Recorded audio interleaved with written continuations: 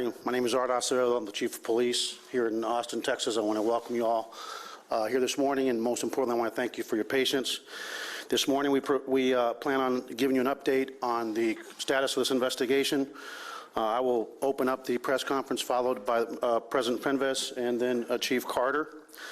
But first and foremost, I want to express my condolences to Haruka's family. I have spoken with the family, her mother and father. No parent should ever have to bury a child, especially a beautiful young woman like Haruka with such a beautiful spirit. But what we promised them early on as a community, the University of Texas, the University of Texas Police Department, the Austin Police Department, the Department of Public Safety, is that we would leave no stone unturned to provide them with the justice they so richly deserve. And this morning we're going to talk about delivering just that. As you all know, Haruka Weiser, date of birth 6/20 of 1997, was taken from us. First and foremost, the reason that this case has been cracked is because we in the city of Austin, which is the fastest growing city in the country with a very lean police department, are blessed to work and serve a community that is engaged, involved, and willing to stand up for their neighbors, that cooperate with the police department and are willing to be part of the solution and not part of the problem. So I want to thank the people of Austin for all the tips that have come in that really made this case break so early on. Around 4 p.m. yesterday, Austin Fire Department Station 3 reported that their firefighters on 4/4/16 responded, which was Monday, to the 2900 block of Medical Arts Street, which is near here, for a trash fire. Fortunately for us, the University of Texas, which is one of the safest universities, as you know, this campus has not had a homicide on this campus since 1966. That is a tremendous long period of time, and I think it's a record of safety that is somewhat like the city of Austin, an envy that we can all be envious of.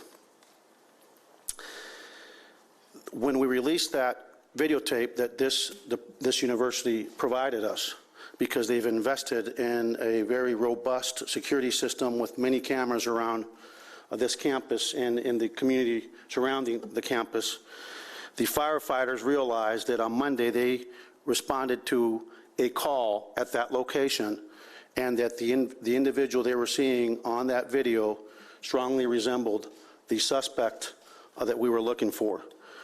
Fire Station 3 in the Austin Fire Department, thanks to their vigilance, reported their observations to the police department, and our homicide division immediately went to work on this case and on this suspect.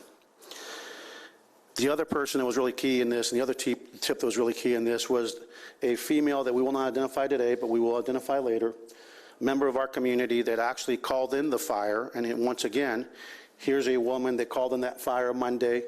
Then after the video provided by the University of Texas was released, connected the dots and immediately also called in the tip saying that resembles the young man that started a fire on Monday. So later on we will identify her, but she was key as well. As a result of this, we've identified a suspect named Meechaiel is the way he pronounces it, spelled M as in Mary, E-E-C-H-A-I-E-L.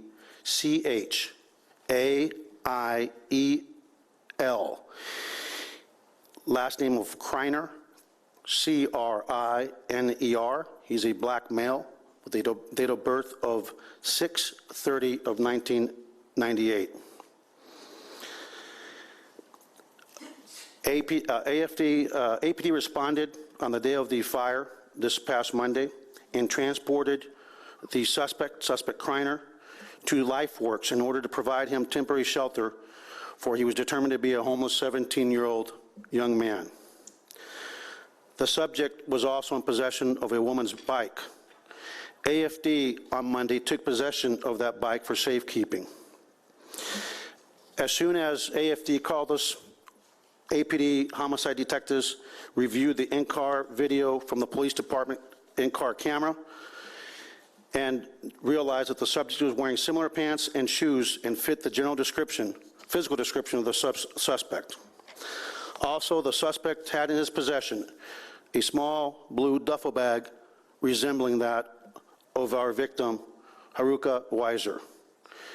APD responded to fire station number 3, and the bike in their possession resembled, again, that of the suspect.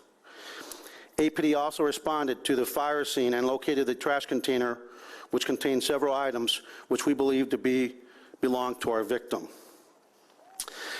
APD then responded to the suspect location, last known location of LifeWorks, and we were able to detain him for tampering with evidence and question him regarding this incident.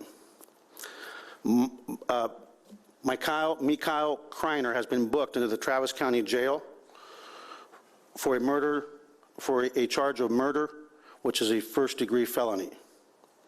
This charge will be filed formally later this afternoon. It's important for folks to realize that this investigation is absolutely very active.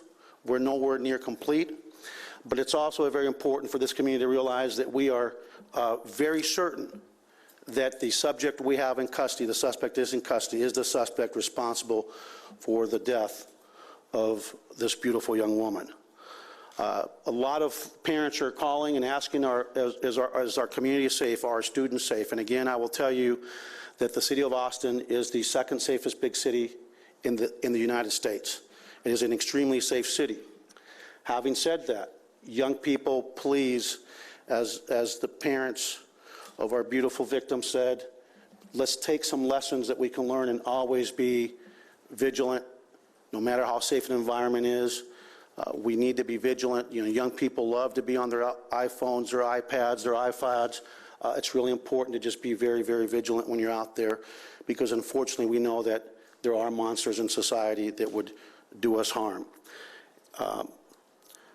The last thing I will say is that if you are a witness, if you recognize this suspect when we release his photo later on this afternoon, if you remember seeing him anywhere, we want to trace his activities leading up not just to this crime, but leading up to the day he was actually captured at LifeWorks. Please contact the Austin Police Department. Again, the investigation is very active and again ongoing. Lastly, I want to share a message from her parents, specifically her mom. She told me in closing a conversation with me about an hour and a half ago, she said, "Chief, will you do something for me?" And I said, "Yes, ma'am, what would you like me to do?" And she said, "Please tell all your officers, please tell everyone at the University of Texas, please tell everyone involved in this investigation, thank you. But also please tell them to take care of themselves and go home and hug your children, not once, but twice." So I didn't get the privilege of meeting this young woman, but I want to say that having spoken to their mother, that whoever she touched, it was a blessing. And I'm just glad and thankful that we're going to bring justice to that family and that we're going to restore the sense of safety that this campus and this community has always enjoyed. And I look forward to, in her honor, continue to work with you, Mr. President, to keep the University of Texas one of the safest in the nation, as is our city. And before I open it to questions, I will now call up to President Fenves.